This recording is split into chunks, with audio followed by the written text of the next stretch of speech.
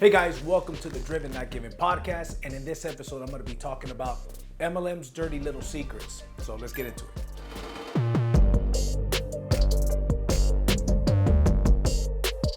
All right, so let's get this thing started. I've been involved in network marketing for, over 2 decades now, man. I'm dating myself now, but I'm 40 years old. I started when I was 18 years old. So got a lot of experience in network marketing and MLM. And I'm going to get into one of the dirty little secrets. I'm going to give you a couple of other bonus ones, right? But in this one, it's funny. I'm not going to show what the book is here, but there's a hint in the title. But anyways, here's the deal. MLM's Dirty Little Secrets. And when I saw this book come out, I was wondering, I'm going to order that book because I was very curious to see if one of the biggest little secrets, dirty little secrets, is in this book, and it wasn't, right? But here's the deal. So one of the secrets that happens in network marketing, when people have a name, when they've built a big organization, they have a big name in the industry, like any business, they go out there and they negotiate. When it's time for them to, for whatever reason, go out there and find another company, here's some of the things that they do. These are backdoor deals. So what they'll do is they'll go to another company and say, hey, listen, here's the deal. Here's who I am, or you know who I am. Here's my resume. I want to get started with your company. You want me to get started with your company. However, I'm not going under anybody else. Or I'm not going under all the way deep down in that tree. I need to be placed above an existing team that you already have. So I'm going to tell you guys a quick story. Back in roughly 2008, 2009, probably 2008, I was with, I won't mention the name of the company, but it was a skincare company, and I'm going to keep it a secret. Wink, wink. So I was with this particular company. And, which will remain a secret, skincare products. Now they sell more than just skincare products. And so I prospect this gentleman who his name will, he will remain nameless, but let's just call him JD, right? I prospect JD. JD says to me, I'm with this other company, some healthy coffee company. And I thought he's not going to go from selling healthy coffee to selling skincare. To my surprise, he was interested. I connected him to the master distributor because I was a newbie. He was a multiple six-figure earner. I was barely on my way to earn my first 6 figures. This is around 2008. And so, but I connected the master distributor with this guy. Long story short, this guy contacts his buddy, okay? And let's just call him JM. Contacts JM. JM meets with the master distributor. Matter of fact, the master distributor flies to his hometown, okay? And I think somewhere in the East Coast. I don't remember where he's from originally. Long story short, they recruit him. But the guy, JM, says to him, I don't want to go under anybody. I've been with this company for 10 plus years. I don't want to go under anybody, not even my buddy JD. I need to be above the whole deal. He flies to corporate. Long story short, they negotiate a deal. Guess what? I prospected the guy that prospected him. But because this guy had a big name, he negotiates with the company to be put above all of us. So think about that. I'm going to go back to this story, but here's a funny part. This guy now owns his own network marketing company. And I'm not going to mention the name of the company because if I do mention the name of the company, people are going to be like, oh, snap. He didn't just go there. And I did. Anyways, wink, wink. So here's what happens. He starts his own company. Fast forward years later, made millions with that company. Fast forward years later, starts his own company. Guess what he says? We don't play those dirty little tricks here. Here in this company, right? We don't play those tricks. If you're a leader, and you want to come over here, you want to ask to be put above an organization or do some of these tricks that they play in other companies. We don't play that here. The funny thing is that they claim they don't play that there, but he shouldn't bite his tongue. Something about a pot calling the kettle black, right? That's the irony of the situation, right? The irony of the situation is that this guy did the exact same thing to me out of all people. Not really just to me and his buddy. He somehow convinced his buddy in that skincare company that will remain a secret, okay? He said, I'm not going under you, and I'm not going under the guy that brought you. I'm going above the whole company. He got placed above the whole company. What they did come to us, though, they came to us. This is part of the side deals. They said, look, he's a bigger, they didn't say it this way, but basically this is what they said. He's a bigger deal than you and your partner. So we're going to place him above you, but here's what we're suggesting for you. His volume will count as your power leg. For those of you guys that understand a binary complex, you'll know what I'm referring to. But his volume, you will still make a check match bonus on him. The check match bonus means whatever they make in their residual, you make a percentage of that check match. Usually it's 10 to 20%. And then if it has multiple levels, anyways, I'm not going to get to that. But the point is this.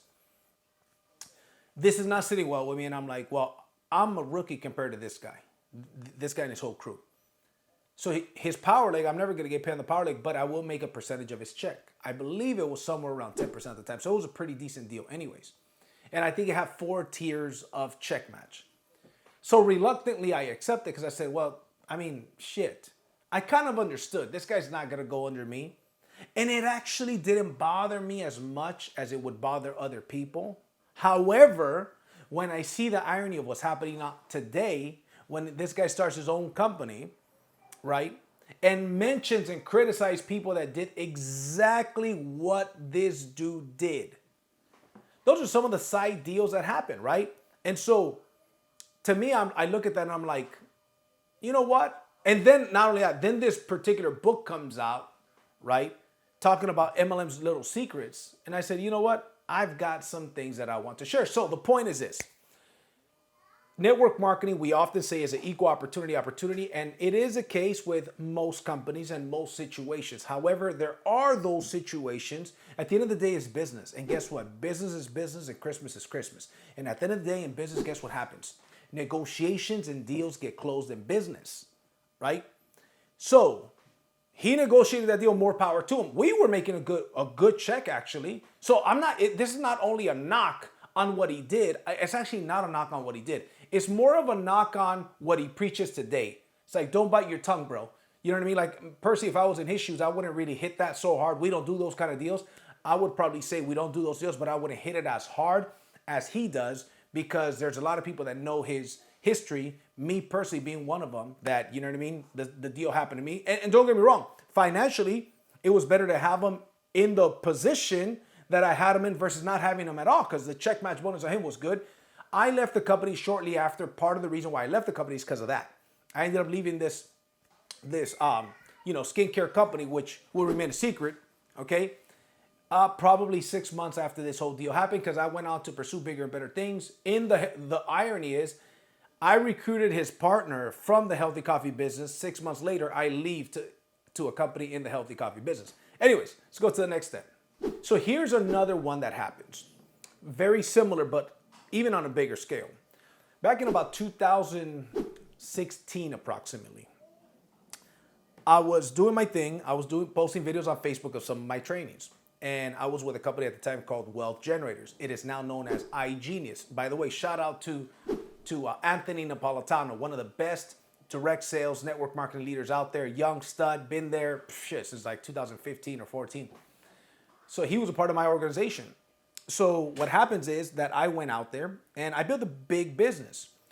A competing company, which at the time wasn't as big as we were, the owner reaches out to me on Facebook and says, hey, JC, I really like your style, right? I think you and I would do something amazing together, working together. And I was always open-minded, but I was very loyal to my company. I said, hey, look, I'm going to be in Vegas. I understand that you live in Vegas. He says, hey, if you're going to be in Vegas, that's my birthday week. Come by. Long story short, I was in Vegas for something completely unrelated, his birthday week. This is the owner of this other company, right? I won't mention the name, but it's been known by 2 initials, and it was a major trading company, very similar to iGenius, okay, with a 3-legged complex. So I won't mention this guy's name, right? But let's just call him CT, okay? So nice guy, by the way, okay? I like him to this day. So I meet with CT for dinner on his birthday at the MGM. At the time, he used to live at the MGM. So I met him at the MGM for his birthday. So when I meet with him, my wife and I meet with him, and we met at Wolfgang Puck inside the MGM. So when I meet at Wolfgang Puck, I'm talking to him, and he says, hey, listen, here's the deal. You and I will work together. JC, what's it going to take for us to work together? I said, look, bro, I've got a big check with this company. I've got a residual check. I'm building traditional businesses. I got a comfortable situation. I think what you got going on is good. However, and he even offered to train my wife, and he offered to train me on trading, right? And I got on a couple times, but it was like at 5 in the morning, and I was like, I'm not gonna get up by 5 in the morning to trade, even though it would have probably been a good idea because the guy's really good and he's got some millionaire students. So kudos to him. Long story short, I said no, but he insinuated what deal has to be done in order to get you over here. Which, by the way, if you guys are liking this information, like, comment, and subscribe. You know, do your boy a favor. Get the likes, get the comments. That helps the channel out, and I would really appreciate it, right? So anyways, should they subscribe, little Jay-Z? Look at this guy. Boom, that's my bobblehead. You see that? Let's see. Boom, let's get this guy. Yes, they should subscribe. Go and subscribe right now. Boom, there you go. You heard it from, the bobblehead, right? So here's the deal. Basically, the conversation somehow after a couple of drinks leads to JC. What's got to happen? Is it a percentage of the company sales? Now, this is major. This is not like I'm put above a team. This is like whole company sales. And I'm thinking, man, and it was super tempting. And I'm like, am I really good? Long story short, I decided not to. We met again at the Aria inside of at the Javier's inside of the Aria, okay? And we had dinner again. We had a really good time. My wife was with me again and stuff, and it was him and his assistant and somebody else. And we had a good time. The guy's a great guy, man. Always calm. I think for his birthday I paid. Then at the Aria, because it was his birthday, right? At least I could do is pay. Then at the Aria he paid, and he insisted on paying. And super generous guy, very successful, very likable guy. Long story short, I said no. Couple months later, this big leader, he was a big leader in Vima, and he had gone to another company, and I predicted he's going to go to that company, and he's only going to stay at that company for a little while until his contract is over, because that company, the company name will remain nameless, but it starts with a J, and it's a long name, okay? And they have their own arena, okay? So it's a big company, made a lot of millions, but they were notorious for doing what is one of the things I'm going to talk about here, doing bridge deals, which I don't really think is a bad thing. Some people may frown upon them. I don't. I think it's a combination of network marketing with smart business, traditional smart business. So what this company would do is they were very big on, they had deep pockets. They would pay leaders big upfront money, or they would do bridge deals. And one of the main guys there, here's what he would do. It's a binary comp plan. He'd say, look, I got a huge organization. I'll put you above the organization. You only build one team. You get paid, 10 to 20% on all the volume that your team does. You don't have to worry about the other side. And we'll guarantee you $10, $20, $30,000 for 6 months or a year. And it's all dependent on volume. So they always did these deals. That's how they built it. It was crazy. Like if I were to build a binary, I'd totally do something like that, right? But the point is this. Here's what happens. This guy comes to Wealth Generators, which is a company I was with, and he says, hey, listen, I want $250,000. I think he first asked for $1 million up front. Then he settled for $250,000 up front. Give me $250,000 up front. And he also asked for a percentage of, I don't know if it was his team sales or the whole company sales. He thought he was a big wig. And he, from my understanding, with that other company, after Vima, he went to another company. He had a $500,000 a year contract. So they guaranteed him $500,000. I remember because, the news gets around. When you're connected in the industry, the news gets around. So when the news gets around, here's what I said. That dude is going to last as long as that contract lasts. If that contract is for a year, he can't leave because he's under contract. They're going to pay him out the $500,000, but as soon as it's up, he's gone because that product is too expensive. It's not duplicatable. It is not an existing expense that people have. It is an additional expense. Not only that, it's an additional expensive expense. Does that make sense? An additional new expensive expense. If that makes sense, there's a whole lot of words there, right? So I said, he's only going to last a year. Long story short, contract is up. It comes out on MLM News when he joined the company. I think it came out when he left the company, and he was negotiating. So when he comes to negotiate at Wealth Generators, which is now known as iGenius, they said no. They said, go kick rocks. So he goes and negotiates with this other dude that had already offered me a big position in the company, right? Basically like a deal to over at the company. Long story short, he brokers a deal there, and the rumor, very strong rumor for many very credible sources is, yes, indeed, he got upfront money, and yes, indeed, he got, especially one of the ones that's more confirmed by far, is that he's getting a fraction of the action. He's getting a piece for his niece, right? Because they got a giant client. They got a giant distributor. So they offered him a percentage of the whole company sales. Now that's major.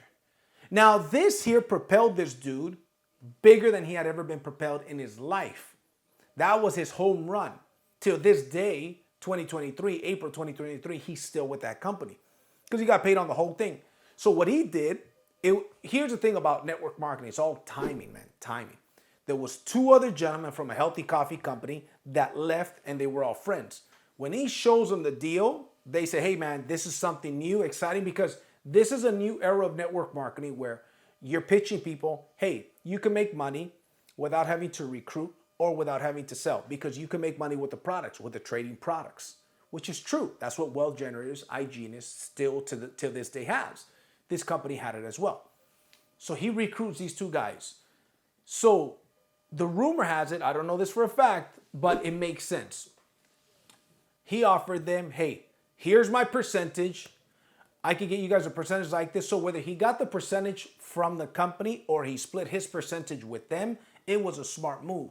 These three guys, in the course of about 5 years, went out to make over $40 million each. One of them made about 40. The other one made about 60. The other one made close to 100. The original made close to $100 million in the last 5 to 7 years. So when people were coming to me from that company saying, did you know what AM is doing? Did you know what DI is doing? Did you know what IP is doing? The kind of income they're doing? I said, listen to me. Those dudes are not on the comp plan that you're in. You are on a 3-legged comp plan. You got to build 3 legs perfectly in order for you to get those. Those guys that are making $100,000, most of the guys that are making $100,000, first of all, they made it one time. They're not making it over and over. Maybe they're at 20,000, 30,000, 50,000, but they're not always making 100,000. And then most of the ones that are making 100,000, they're not on the comp plan that you're in. You are on the regular comp plan for regular folks. These dudes are on a company direct comp plan like, hey man, you make a percentage. Regardless, instead of having 3 teams that get built, if you got one strong ass team, we're going to pay you a percentage of all of those sales. So it's not fair. So when I will tell them this. I'll say, when you fools come to me and brag about what other people are making, I want to know what you're making. I know what the deal these guys have. The dude, the main guy, got the deal that was offered to me by the owner on his birthday at the MGM at the Wolfgang Puck. They're not on the same comp plan that you're in, bro. That is here's the deal. It's one of MLM's dirty little secrets, kind of like the first guy, right? I won't mention his name. Let's just call him Jay Lottie, right? The first guy with the skincare company will remain a secret, and then this guy started his own company. So I won't mention the name because if not, people say, oh, snap, he's mentioning his name, right? Or the company name. That dude negotiated a deal to get put above the whole company. Now in his company, he doesn't offer that same thing, okay, which is fine. You can run your company however you want, but it's, don't bite your tongue when you're doing that. The point is I don't necessarily think that's bad business. I think this is just business. And if they got the credibility and if they got the chops to negotiate a deal and the persuasion skills as a sales professional, as an entrepreneur, as a businessman, more power to you. So I'm not really knocking them because even these guys from the second company, I mentioned these 3 guys, more power to you. I'm going to be honest. For a couple of years, I was like, man, I should have probably said yes to that opportunity because I would have made so much more money. But hindsight's 20/20. The point is, I respect the hustle. Now, is an average new person going to get deals like that? Hell no. The best an average new person can get is get put in a favorable position where a lot of people fall under him and he gets to override his team and make a lot more money because there's a whole lot of people placed under him already, but nevertheless, he still is. And that's a way to start, right? I'm not going to get into details of the comp plan, but in the binary comp plan, the 2-legged structure is this. Here's what they normally do. You got a left team and a right team, and you usually get paid anywhere from 10 to 20% off of all of the volume on whatever one of those teams has less sales. So let's say one team has $100,000 in sales, and your other team has 50,000 in sales. If that binary pays 10%, you would make 10% of the 50,000. So it's a total of 150,000, right? So you'd make 10% of the 50,000, which would be a $5,000 check, right? Now, granted, there's other ways to get paid in the comp plan, but that's the biggest way. The problem with that is this: you could have $1 million on this side and 50,000 over here, and you're still making the same check. Does that make sense? But what if this side is taken care of? Instead of you building one team that grew to $1 million in volume and another 50,000 in volume, your check will be $5,000, right? Because you get paid only on the small team. But if somebody already gave you one team and you get to put everybody on this other team, well, in that same scenario, you wouldn't have $1 million in volume on your lesser volume leg. 50,000 in volume, you'd have $1,050,000. So you'd get paid 10% on $1,050,000. Now you had over $100,000 in residuals. Does that make sense? I know for some of you guys that don't understand network marketing, it might not make sense. Those of you guys that do understand, you know exactly what I'm referring to. So the point is this: when people come to me, because I do consultation for companies and I also do consultation for distributors, they come to me and they're looking for deals. I say, look, first of all, one of the things that you need to look at is, and this is another dirty little secret, is the litmus test is this: would you buy the product or service even if there was not a compensation plan attached to it? Most companies have a product or service that people would not buy if there was not a comp plan attached to it, right? If there was no opportunity, they wouldn't be buying that product or service. There's very few companies that do, right? I'll give a shout out to a couple of them. For example, I used to be a part of a company a long time ago called Legal Shield. Prepaid Legal is now known as Legal Shield. For those of you guys, by the way, here's a fun fact. If you guys remember, does the name Jody, I think her name is Jody Arias, ring a bell? She killed her boyfriend, right? She like slaughtered him, bro. She met him at a prepaid legal convention in Vegas, right? You know, she's part of the downline and whatnot. And this happens, right? When you're a leader in network marketing, you get a lot of attention from the ladies. It's just something that it comes with the territory, right? You gotta be smart about it, man. Anyways, long story short, he started dating her. I know I'm sidetracking here. And by the way, this came out all over the news. There's a movie on Netflix about this. Yeah, there's a full-on movie on it. There's a big documentary, right? She was infatuated with this dude. He was a Mormon guy, so he was very self-conscious about having sex with her and stuff. And anyways, I recommend you guys check out that movie. That happened in Legal Shield, the point is my being. After that, they changed their name from Prepaid Legal to Legal Shield. So it was Prepaid Legal when that happened, and they changed their name to Legal Shield. I'm not saying that's the reason why it happened, but it happened after that incident happened. Long story short, they have a really good service. It's a legal membership that you have attorneys on call, right, for consultations, for reviewing your contracts. It was all kinds of stuff. So would you buy the product? Yes. I don't think the comp plan is the strongest, but I think that is a perfect example of a service that people would buy even if there wasn't an opportunity attached to it. This is a company I used to be a part of, which one of those guys that I mentioned was a part of this company. Vima. It's not Vima anymore, but they have a product called Verve. I was in that company in 2006. Till this day, 2023, I still buy that product. Not every single month, but every couple of months I order a couple of cases, right? There's a couple of, like for example, I work with a direct sales company. We sell solar. There's people in our company, as a matter of fact, over 60% of people in our company only sell solar. They don't team build or recruit.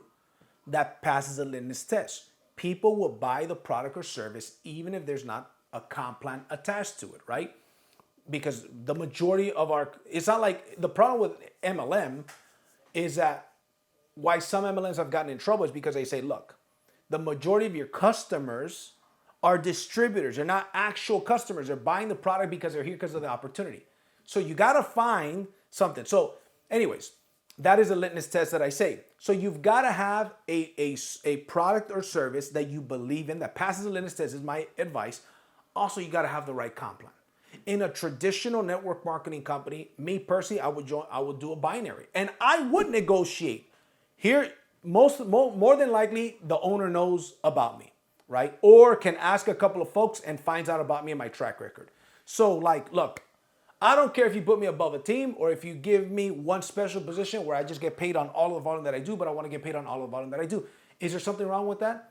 No, there's nothing wrong with that. Business is business and Christmas is Christmas. Anybody could go and make an attempt to try to negotiate that. Does that mean you're going to be successful? Does that mean I would be successful if I make that attempt? Of course not. It doesn't mean I'm going to be successful, but I would make that attempt, right? I wouldn't just go out there and build it from scratch. There's some people, right? I know a bunch of friends. If I started my own MLM company, I would not insult their intelligence by asking them to get started like a regular distributor. It's just not how it works. Not all the players in the NBA have the same contract. If you offer LeBron James a seat warmer's contract, you're insulting his intelligence. That is an insult. That is a slap in the face. Same thing applies.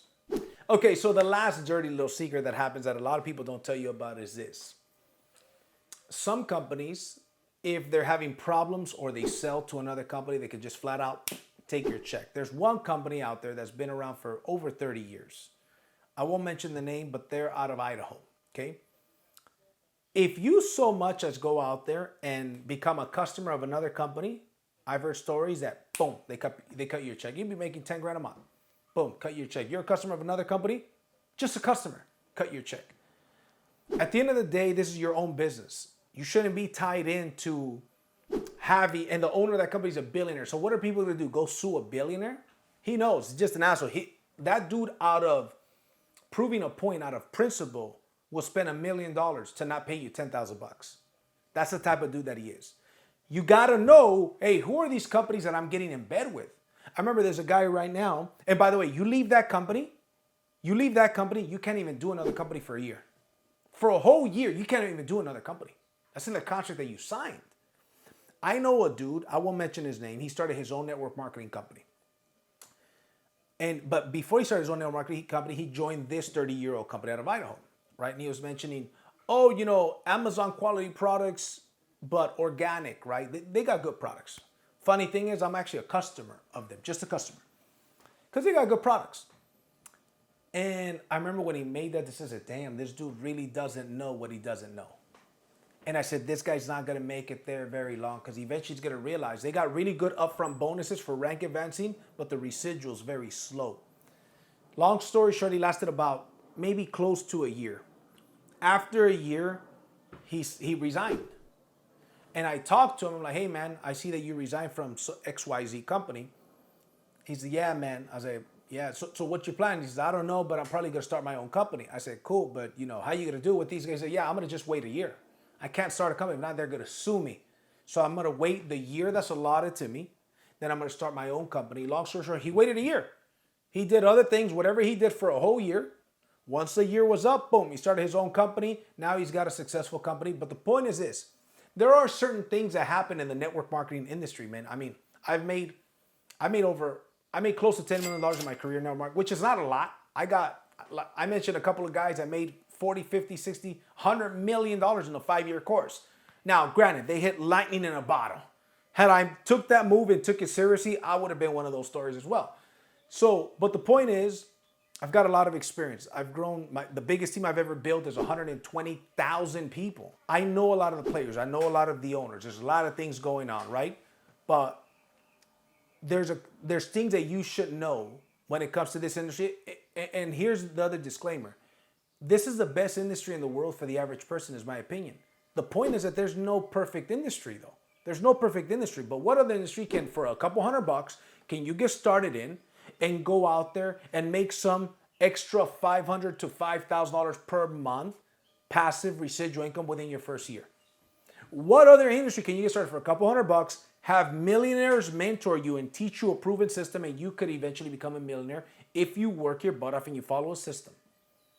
There's not a whole lot of industries like that. However, it doesn't come without the bad actors. Does that make sense? And so anyways, I just want to share this. This is a conversation. These are some stories. I'm going to have other stories in the network marketing industry that I'm going to get into at later days. But a lot of network marketers follow my podcast. So I figured, hey, I'm going to share with you guys some insights on the network marketing industry. So anyways, with that being said, JC Rangel, as always, see you at the top and from the top. Take care.